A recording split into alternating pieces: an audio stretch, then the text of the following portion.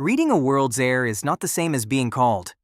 The air only says a world is alive, not that it ever noticed us.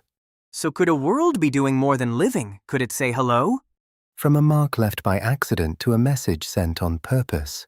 On purpose? Like a world choosing to knock instead of only being home? Just so, and a knock is a sound made for someone else to hear. Then the sky could be full of knocks we never answered. Perhaps, and today we learn how to hear one among the worlds.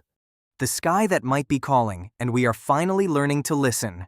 Last time, the air gave a clue that life never meant to leave behind. Like footprints in the sand telling you someone walked by ages ago. Footprints are an accident, but a wave is meant for you. So a signal is the wave, not the footprint. Someone reaching back?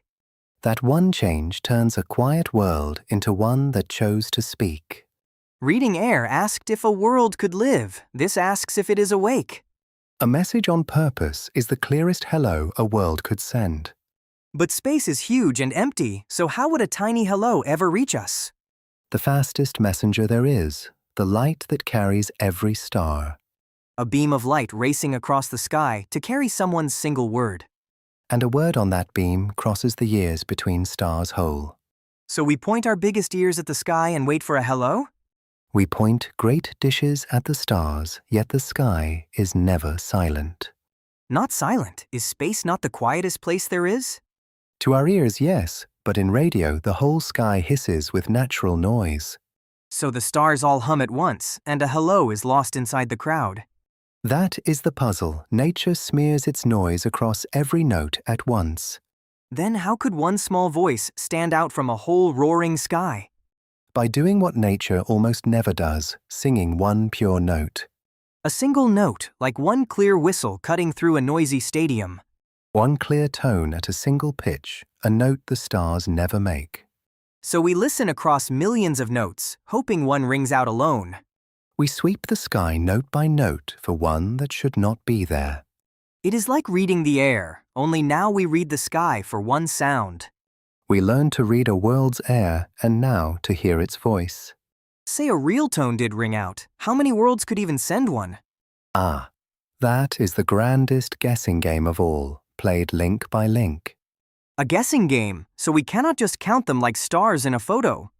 We start there, a sky holding more stars than every grain of sand. More stars than all the sand on all the beaches, too big to hold. Now keep only stars that carry worlds, and the tall pile shrinks. Fewer already, because not every star has a world going around it. Now keep only worlds gentle enough for life, not too hot or cold. The just right worlds, so the pile drops to only the comfy ones. Now keep only worlds where life ever began, unknown to anyone. That is the biggest mystery, whether life starts easily or never.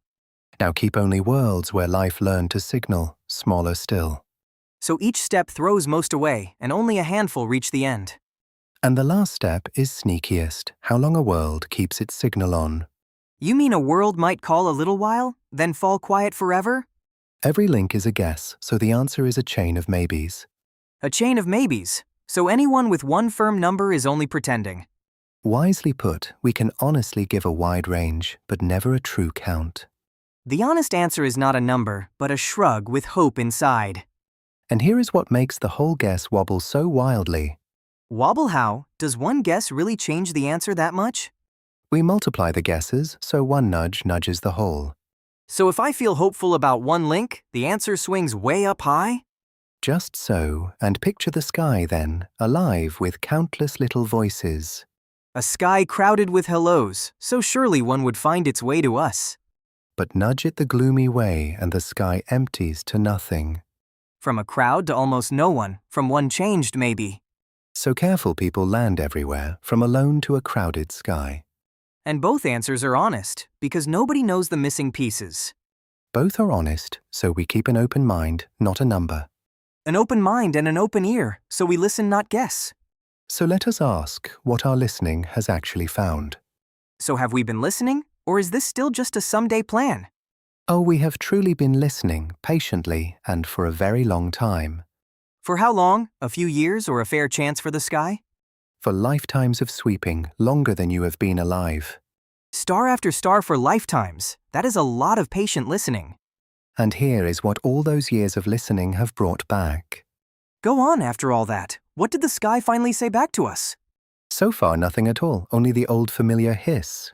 Nothing. After all those lifetimes, the whole sky just stayed quiet. Quiet so far, and that quiet is one of the most puzzling things. But you said the sky could be crowded, so where did all of them go? If there could be so many, why is the sky so quiet? If the sky should be full of hellos, the silence itself is the clue. The great silence, we hope to hear a crowd and hear the stars alone.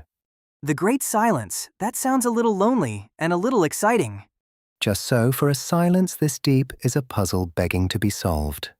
But wait, in all those lifetimes, did we never catch a single blip? A few odd blips have teased us over the years, gone by the next night. Gone? Did the blip ever return so we could be sure? Never once, not a single tease has ever repeated or been confirmed. So we heard some maybes, but never a hello we could trust, not one. That is the honest truth, so we call this open, not an ending. So why the silence? Are we too new or listening the wrong way? Perhaps we are early, a few lifetimes into a very long story. Or maybe someone calls on a note we simply have not thought to try. Or a clear tone sets out sharp, then smeared by its own star. So the message might be out there, only softened before it arrives. Any of these could be true, so we write it in pencil, never in ink. Pencil for what we hope, ink for what we know. I remember that one. You remember well, and every word of a hello stays in pencil. So the great silence is not a no, more a not yet with the door open? A silence is not a slammed door, only a waiting question. And every quiet night is another night the answer could still come. Look how far we came, from wondering to knowing how to listen. Air told us a world could live. Listening asks who reached back. That is the whole leap, from could a world live to did it call. And the wonder is that one clear tone would change everything. One true hello would tell us, in a single note, we were never alone. That thought is worth 1,000 quiet nights at the window. It surely is, so we keep our ear to the sky, unafraid of the quiet. Patient and curious, because the quiet is the middle, not the end. Still we listen though the sky stays quiet, for asking is worth it. Still we listen, I love that. It turns a quiet sky into patient hope. The most patient hope there is, and one day it may hear its answer. So we learned to read a world's air, and now to listen for its voice. We have, and one more question waits at the edge of the dark. One more question. After listening so long, what is left to ask? If the sky stays quiet, perhaps the question turns to ourselves. Face ourselves, you mean instead of only listening, we might speak? If we long to be answered, we must ask what we would say. What would we say to the universe, and have we sent anything yet? Our own world has already whispered into the dark for years. We have been sending all along, so we reach out too? In small ways, yes, and next we ask what we sent and what we would say. From listening to finding our own voice, the story learns to speak. So if you want to hear what our world has said, subscribe. Next time, the question turns homeward, to the words we would choose. Setting course to ask what one small world would say to the stars. See you out there, explorers.